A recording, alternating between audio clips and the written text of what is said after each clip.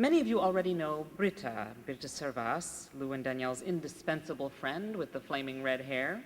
She is a gentle soul, but fiercely supportive and a strong, beloved addition to the family over the last 10 years, sharing countless memorable outings to movies, museums, and parks in the city that they all loved so much.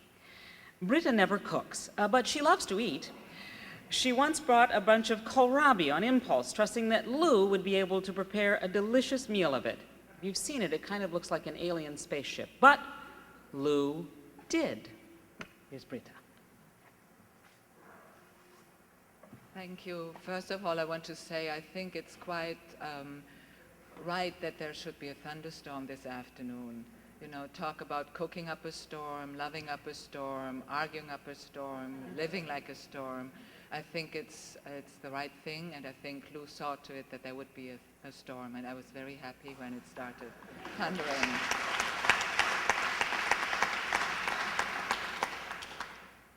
Hummus. Ingredients: chickpeas, aka garbanzo beans, 1 pound, soaked, simmered, shelled, and split.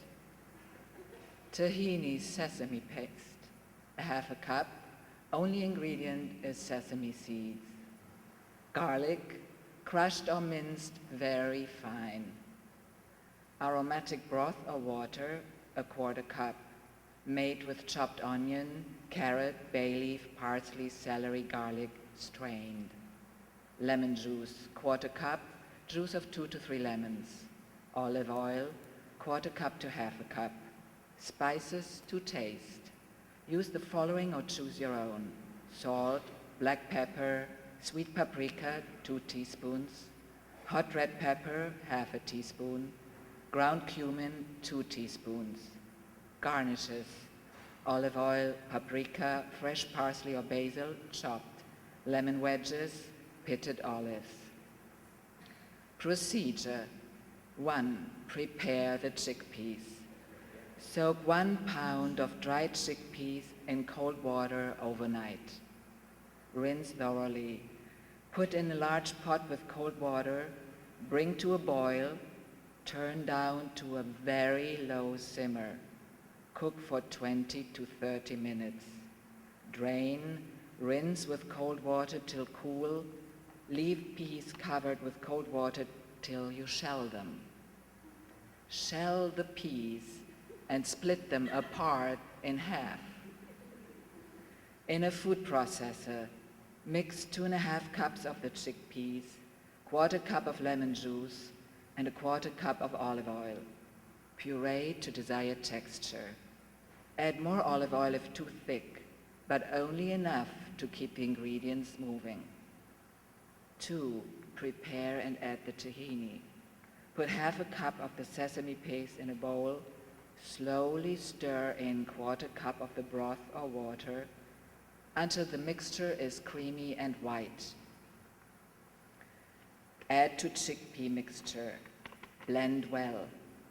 Add more olive oil if too thick. 3. Finishing the dish. Press the garlic and add to food processor. Puree. Add spices a bit at a time, tasting constantly. Correct texture and taste using additional lemon juice, olive oil, and spices. Garnishes, optional. Sprinkle top with olive oil, then paprika, then chopped parsley or basil, then lemon wedges and olives. Make it pretty. A note about shelling chickpeas. Many friends have banged their head in incredulity when I tell them I shell the chickpeas. Apparently, that's too compulsive, obsessive, crazy for them. Obviously, you can make the spread without shelling the chickpeas. However, I say peel 1 chickpea and eat just the shell. It's chalky beyond belief, and not a taste I want to add to anything. You do what you want.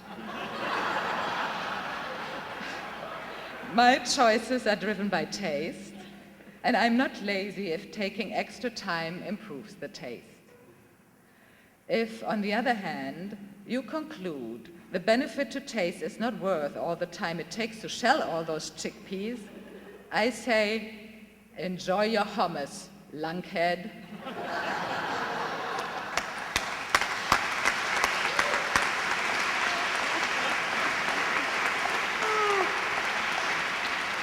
That was fabulous. I don't know about you, I have any number of Lou recipes in my house, many of which I simply can't take the time to make. I remember particularly that Lou was an adventurous cook, in addition to a really good one.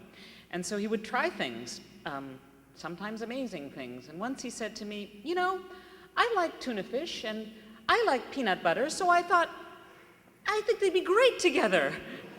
It was a failure, and what I loved about Lou was he admitted it. It was a complete failure. And the chickpea recipe strikes me must be a relatively new one, I mean recent one, because back in the day we used to say that all of Lou's recipes began like this. Take 1 stick of butter,